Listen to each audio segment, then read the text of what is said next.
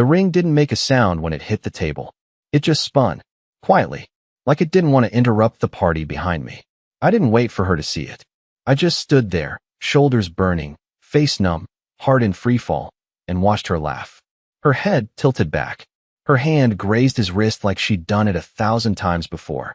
The kind of casual familiarity you don't fake. She didn't notice me yet. Of course she didn't. I'd been standing in that corner for 8 minutes.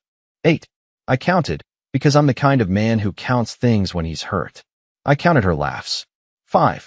I counted how many times she touched her hair when he leaned in. 3. I counted the seconds she let her eyes linger on his lips when he whispered. 22. She hated when people whispered in her ear. But apparently not him. People around me were drinking, dancing, taking selfies under the stupid golden balloon arch. I felt like I was drowning in molasses, stuck between the song playing in the background and the one I remembered from the first time she said, "I do." Except this time, there was no altar, only a rooftop bar, and a man in a navy jacket with his hand dangerously low on the back of my wife's dress. I could have walked out quietly. I could have swallowed it, like I always did, and driven us home in silence. Waited for her to shower the perfume off. Pretended her laughter wasn't still echoing in my skull while she slept beside me, back turned, like a stranger who just borrowed my bed. But tonight, I brought the ring. Not for a proposal, not even for an anniversary. I brought it because I wanted to remind her of something. Something sacred. Something lost. And I wanted her to see me let it go. So I placed it on the table. Not a dramatic drop, no big gesture. Just set it down. Like a receipt. Like the bill for everything I'd been too stupid to notice. And then I turned. That's when she saw me. And God, her smile didn't just fade. It shattered. Her body tensed. The glass in her hand trembled. The guy beside her looked confused, the way someone does when the curtain drops and they realize they've been center stage in someone else's tragedy. I didn't speak. Didn't need to. The ring said enough. But I'll say it here because I can't sleep. Because it's 3:46 a.m. And I'm in the apartment we used to share, surrounded by photos that don't mean anything anymore. Because someone needs to hear what happens when love rots slowly, and then all at once. And if you think that moment with the ring was the twist, you're not even close. She didn't come running. There was no dramatic gasp or tearful sprint through the crowd. No one dropped their drink. In fact, most people didn't even notice anything had happened. But she did, and that was enough. She walked toward me slowly, like the floor might explode beneath her heels if she moved too fast. Like she was trying to buy time, for an excuse, a lie, anything to explain why she was touching another man's wrist the way she used to trace circles on mine during movies. Her eyes flicked to the ring on the table, still spinning faintly. She didn't reach for it. She didn't say my name. Just stared at it like it was a grenade that might go off if she breathed too hard. I turned away and leaned on the railing. My hands trembled, but I forced myself to stay still. The city looked so calm from up there. 1,000 little lights blinking back at me like nothing in the world had gone wrong. I wanted to scream at them. Tell every window down below that everything was not okay. That a man was dying 6 floors above their heads while someone sipped a cocktail and someone else complained about the parking. She stopped a few feet behind me. I could feel her standing there, trying to gather whatever version of the truth she was about to feed me. And I hated that I still wanted to hear it. I hated that my chest lit up when she finally said, "Emery," as if her voice still had power over me. As if I hadn't just watched her fall out of love with me in real time. I didn't respond. I wanted her to sit in the silence. "Please," she said next. "Don't do this. Not here." That line, "not here," like this was a private matter. Like her betrayal came with location rules. Like the scene of the crime somehow mattered more than the crime itself. I turned my head slightly. "How long?" She hesitated. Her lip quivered, but not from guilt. No tears. No apology yet. Just pure calculation. I could almost see her flipping through scripts in her head. Deny. Deflect. Minimize. Cry if needed. Maybe even flip it back on me if things went south. "How long?" I asked again, this time louder, dragging the words through my teeth. Her jaw clenched. And then she whispered it, like it would hurt less that way. "Since October." My heart didn't drop. It didn't even flinch. It just stopped. October. That was the month I took on a freelance side project to help cover her student loans faster. That was the month she told me she needed more space to work on herself. That was the month she stopped saying, "I love you," unless I said it first, and even then, she said it like a question. I looked down at my hands. I had clipped my nails before the party, washed behind my ears, worn the shirt she liked, even polished my shoes, because I wanted to be the man she remembered falling for. Turns out she remembered someone else entirely. I let out a laugh, a single, bitter puff of air. She flinched. "Who is he?" I asked. Not because I didn't know. I had an idea, but I wanted to hear her say it. Wanted to watch the lie die in her throat. She hesitated, then said his name. And when she did, something in me snapped. Not loud, not angry, just clean, final, like a door closing softly behind you with no intention of ever opening again. That's when I said, "Go back to him." Her eyes widened. "Emery, I didn't." I cut her off. "You did. You are. And you chose him already. I just didn't get the memo until tonight." I walked past her, back toward the table, back toward the ring. I looked at it for the last time. I didn't take it, didn't pocket it, didn't even flip the box closed. I left it there, alone on the table. Let someone else wonder what story it belonged to. Let someone else clean up the mess. She didn't follow me right away. She stood there, arms crossed over her chest like she was cold. But she wasn't cold. She was exposed. She had spent months thinking I'd never notice. That I was too soft, too passive, too meek. And she was right. Until I wasn't. That night didn't end in shouting, or slamming doors, or ripped clothes and broken glass. It ended in something worse. Quiet clarity. But that wasn't the last time I saw her. And it definitely wasn't the last betrayal. The next morning, her mother called me. That's what people don't understand about betrayal. It doesn't end when you walk out. It doesn't even end when you say the words out loud.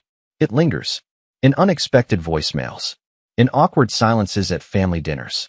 In the way your phone buzzes and you hope it's an apology, but deep down you know it won't be. I hadn't slept at all.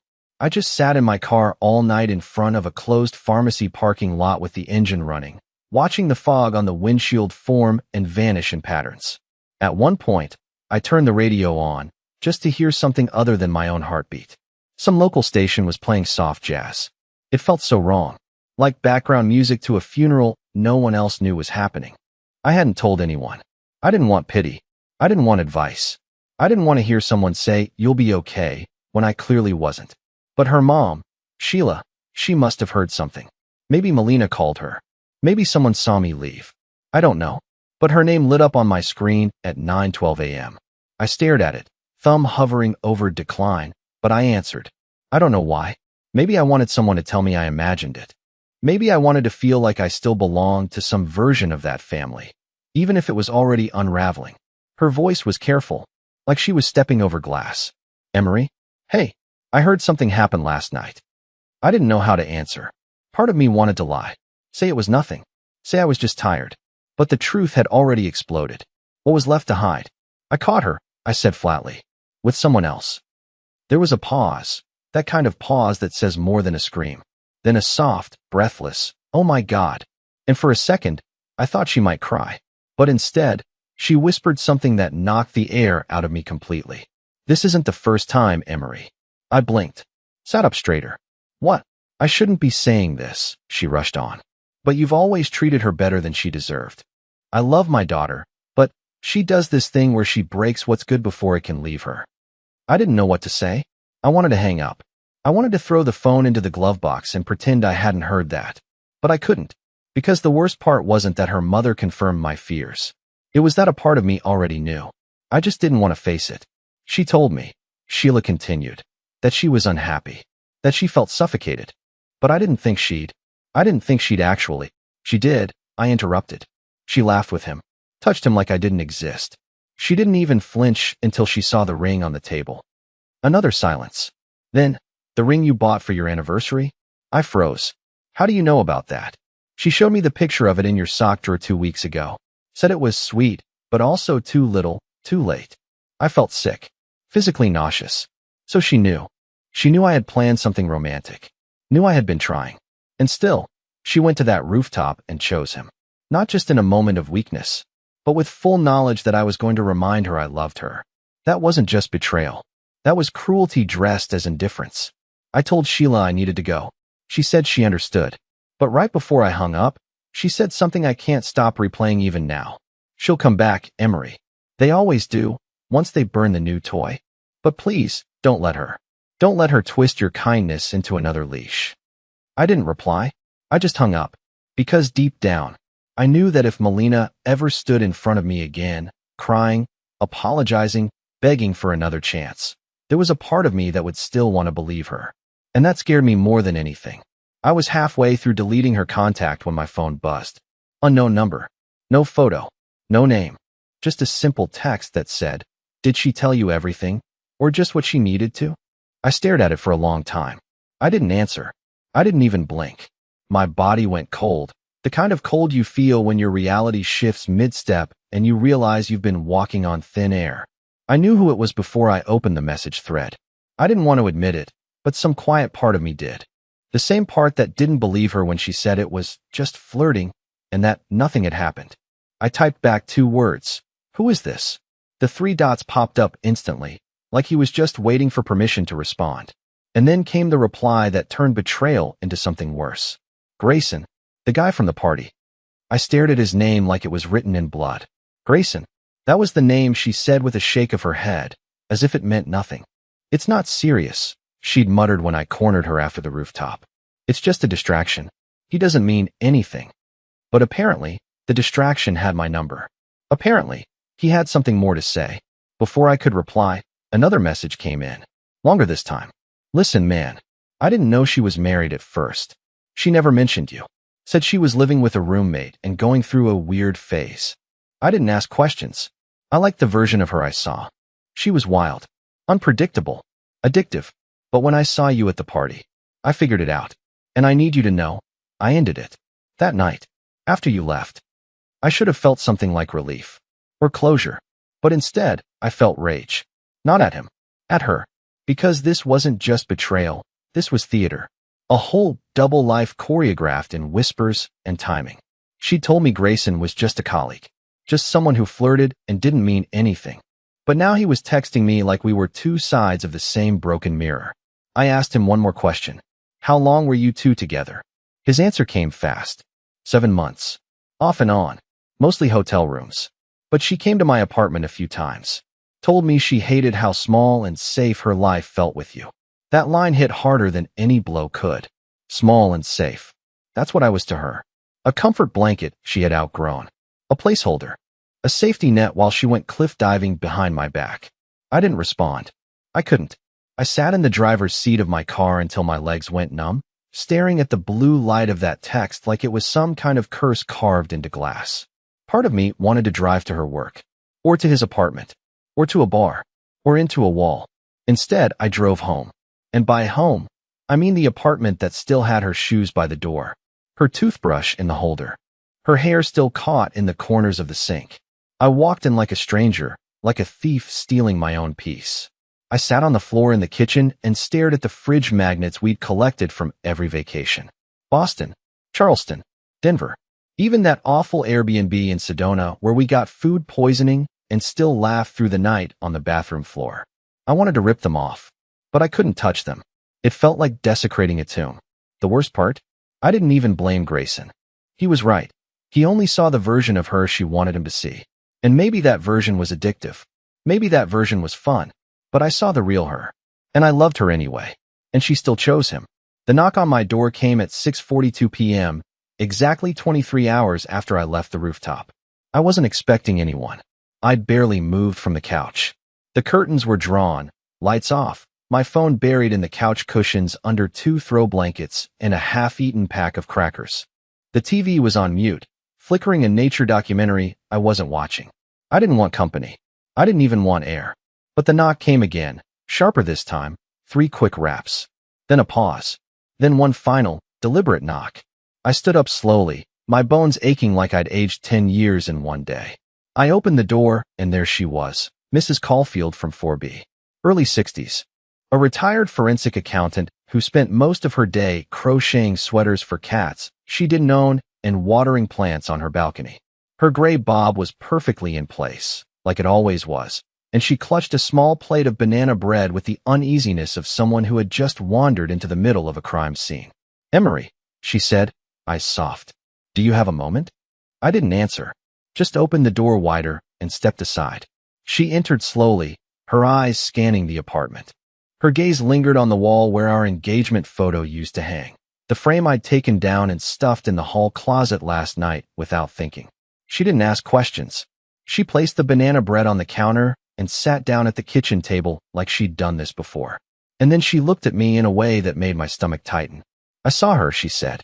My chest tightened. "What?" "I didn't mean to," she continued. "But I was watering the herbs on my window ledge last Thursday. And, well, I saw her get out of a car that wasn't yours. Blackouty." She was wearing a green coat and laughing at something the driver said. She didn't see me. They kissed before she came upstairs. I sat down slowly across from her, my legs weak. I wanted to scream, but I couldn't even breathe. She kept going. I didn't want to interfere. I told myself it was probably a misunderstanding, that maybe it was a cousin or a friend. But then it happened again. Sunday morning. She left in leggings and a hoodie around 8 a.m. Came back around 1 p.m. in different clothes. Different hair. Like she'd gotten ready somewhere else. The same car. The same man. I stared at the plate of banana bread, suddenly furious at how calm it looked. At how normal this all felt. Like this was just gossip over coffee and baked goods, and not the autopsy of my marriage. She knew I'd be home. I whispered. She knew. Mrs. Caulfield nodded, her eyes glistening now. "I'm sorry, Emery. I truly am. You've always been kind. Quiet. Thoughtful. I don't know why she did it because she could." I cut in. My voice cracked sharp. "Because I made it easy. Because I kept saying yes. Kept making excuses. Kept being safe. She wanted chaos. Wanted something shiny and reckless. And I just kept believing that love was enough." There was a long silence. The kind that sits in the air like fog. Then she reached into her purse and pulled out a small envelope. I wasn't sure if I should bring this, but she dropped it in the hallway on Monday. I was going to give it back, but then I heard what happened. I took the envelope. No name on it. No writing. Just a folded piece of paper inside. My hands shook as I opened it. It wasn't a letter. It was a receipt. From a hotel. One I didn't recognize. Dated 2 weeks ago. 2 nights. 1 room. Under her name. Paid in full. I sat back in the chair and felt the floor slide out from under me all over again. Because I realized something in that moment. She wasn't just having an affair. She wasn't just escaping. She was building something with him. Living a second life. Spending money. Making plans. And I had no idea how far it went. Mrs. Caulfield stood, touching my shoulder gently. "I won't tell anyone. I just thought you deserved to know." I nodded numbly. She left. I sat there for another hour, the receipt on the table, untouched banana bread beside it. And all I could think was, what else don't I know? What else did she build behind my back? What other version of me exists in her mind? The idiot, the placeholder, the man she used for insurance while she lit fires in other rooms. Because now it felt like I hadn't just lost a wife. I'd lost years of truth. I didn't plan on opening her laptop. I swear to God, I didn't. It had been sitting there on the kitchen counter for days, ever since she started sleeping at Ashley's, which we both knew was code for wherever the hell Grayson lived. I didn't touch it at first. Part of me still clung to the idea that I could leave this mess with dignity, that I could walk away without snooping, without dragging myself through digital mud, without needing confirmation of what I already knew in my bones. But then she texted me. After 4 days of silence, after Grayson's message and Mrs. Caulfield's visit and the hotel receipt that still lay like a dead bird on my kitchen table, she texted me. "Can we talk soon? I think we need to figure out next steps like adults." Like adults. The woman who torched our marriage in secret hotel rooms now wanted to process the fallout like we were splitting chores. She didn't ask if I was okay. Didn't say sorry. Just, next steps. As if I were a spreadsheet. As if this was a business pivot and not a goddamn personal apocalypse. I stared at that text for a long time before I looked up and saw her MacBook still plugged in by the sink. Screen closed. Charger blinking. She'd forgotten it in the rush, or maybe she assumed I wouldn't dare look. Maybe she thought I was still the Emery who ironed her work blouses and left love notes in her lunchbox. She miscalculated. I opened it. No password. Just her wallpaper. A photo of some random mountain range she probably never planned to hike. The desktop was organized, annoyingly so. Folders labeled clearly. Contracts, taxes 2024, wedding photos, and one that simply read, personal. My stomach twisted. I clicked it. Inside were several subfolders, most of them harmless. Old selfies, screenshots of outfits, Pinterest quotes that suddenly felt ironic now. But then I saw a folder buried 2 levels deep, almost hidden unless you were specifically digging. It was called drafts_NOV January. At first glance, it looked like a work folder, full of Word documents with boring names, Q4 summary, client follow-up, Minter letter. But then I clicked one. Minter letter. Docs. It wasn't a letter. It was a journal entry, written to him. Not addressed directly, but obvious in tone. Line after line of stream of consciousness thoughts, dated. Each one more intimate than the last. She called him her reset button, her chaos escape. Said things like, with Emery, I feel like I'm playing the role of a good wife. With you, I'm just alive. One entry, dated just 10 days before the rooftop party, said, he's going to propose again soon. I found the receipt in his sock drawer when I was doing laundry. I should feel guilty. I should stop. But I won't. Not yet. I want to see how far I can stretch before something snaps. My hands started shaking. This wasn't a mistake. This wasn't a fling. This was intent. This was cold. Calculated. The kind of manipulation you only see in characters on TV. Not the woman who once cried during Disney movies and kissed my forehead before I fell asleep. But it got worse. In a folder called Voice Notes, I found 3 audio files. I shouldn't have pressed play, but of course I did. Her voice filled the speakers, casual, sleepy, like she was laying in bed beside someone. He made lasagna again tonight. God, he's trying so hard. It's almost cute. Almost. I feel like I'm watching a man decorate his own prison cell. I paused it. I didn't cry. I didn't even move. Just sat there and stared at the progress bar, counting seconds I'd never get back. Because the worst part wasn't what she said. It was how comfortable she was saying it. No guilt. No shame. Just boredom. Like my love was an old show she couldn't bring herself to finish. I copied everything. Every file. Every note. Every draft. Not because I planned to use it, but because I needed to know that I hadn't imagined it. That the gaslighting, the distance, the half-smiles and cold shoulders weren't in my head. I needed proof. Not for the world, but for the version of me that still whispered, maybe this is your fault. But before I closed the laptop, I saw one last folder. It was called if_Emery_finds_out. My blood ran cold. I double-clicked it. And what I found inside wasn't an apology, wasn't a confession. It was a plan. There were 5 files in that folder. 5 documents neatly named, numbered, and dated. It was like walking into a crime scene where the killer had already labeled the evidence for you. Not because they were careless, but because they wanted to be caught eventually. Or maybe because they never imagined the victim would fight back. The folder was called if_Emery_finds_out. But what it really meant was, when I opened the first document, just a single sentence at the top of a blank page. If he finds out, control the narrative. Below that were bullet points. I'm not exaggerating, Lesia, actual bullet points like a damn strategy brief. Cry immediately. Say it wasn't physical until he demands proof. Bring up his emotional distance. Use routine. Predictable. Checked out. Remind him he hasn't touched you in weeks. Say you were going to end it anyway. Make him question if he ever made you happy. Each line read like a knife specifically sharpened for me. The second document was worse. It was titled, Talk to Sheila First. That was her mother. Inside were notes about how to prep her mom in case I called her. What to say, how to spin it, how to make it seem like we had been distant for over a year and just didn't talk about it. She had planned a backup script for her own mother. The same woman who cried on my wedding day and called me the only man who ever calmed Melina's storm. I felt physically sick. I stumbled back from the laptop and gripped the counter, eyes burning. My mouth was dry, but I couldn't bring myself to drink anything. I didn't want water. I didn't want food. I wanted to throw the computer through the wall, rip the cables out, light it all on fire, scream. But I didn't. I went back to the third file, finances and backup. It was a spreadsheet, clean, organized, and brutal. It listed every shared account, every joint expense, and a second column labeled after. That's when I saw it. She had already moved half our emergency fund into a private savings account, transferred in small increments, once a week, for over 2 months. I hadn't noticed because she kept the paper statements and had accidentally turned off email notifications. There was also a list of passwords, mine. Things she guessed or memorized, streaming accounts, cloud storage, even my old recovery email tied to my freelance business. And one terrifying line at the bottom. Delete backups before talk. If he reacts violently, call Jason.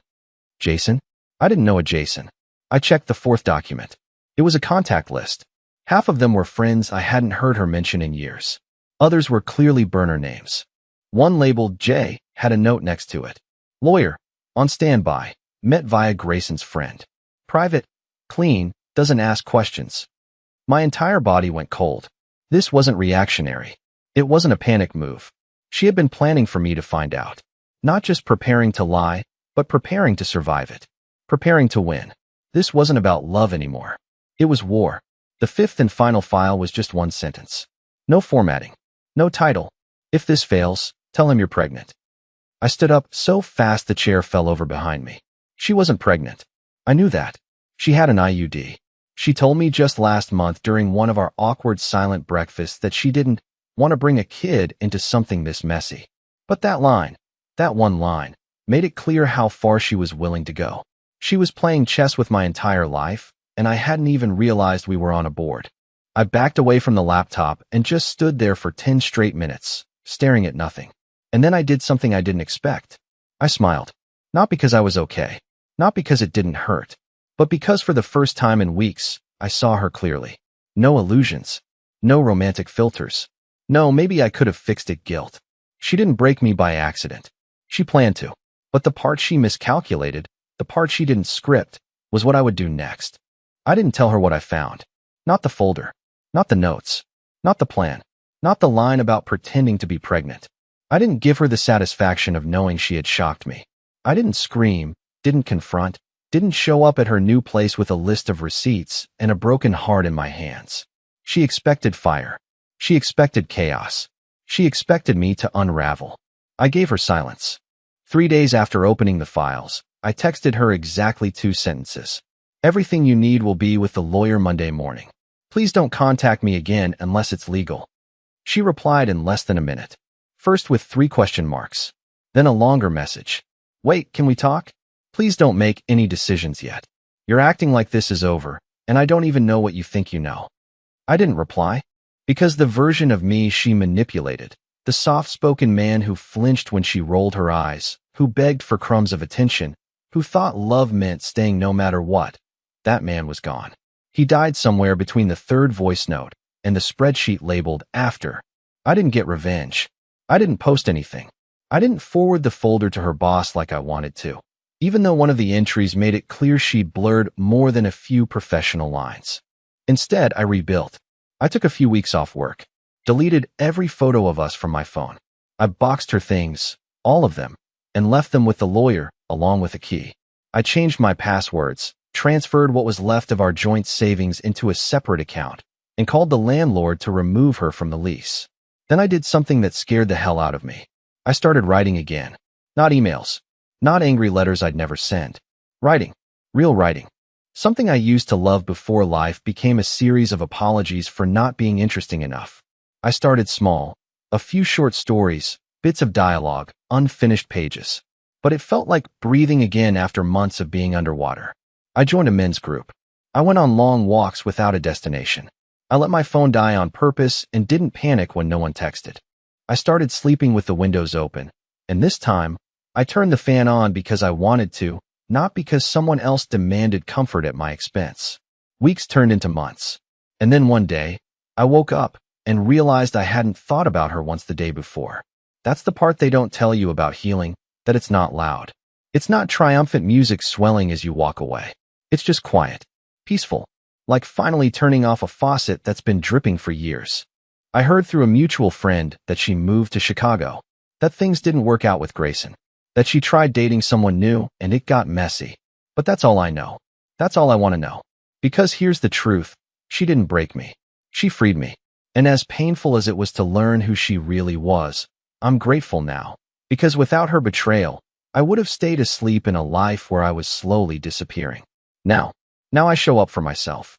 Now I choose peace over chaos. Truth over illusion. Growth over guilt. And if she ever walks into a rooftop party again, laughing, Charming, touching someone like they're her newest secret. I hope she sees my face in a crowd and remembers what she lost. Not because I want her to hurt, but because I don't.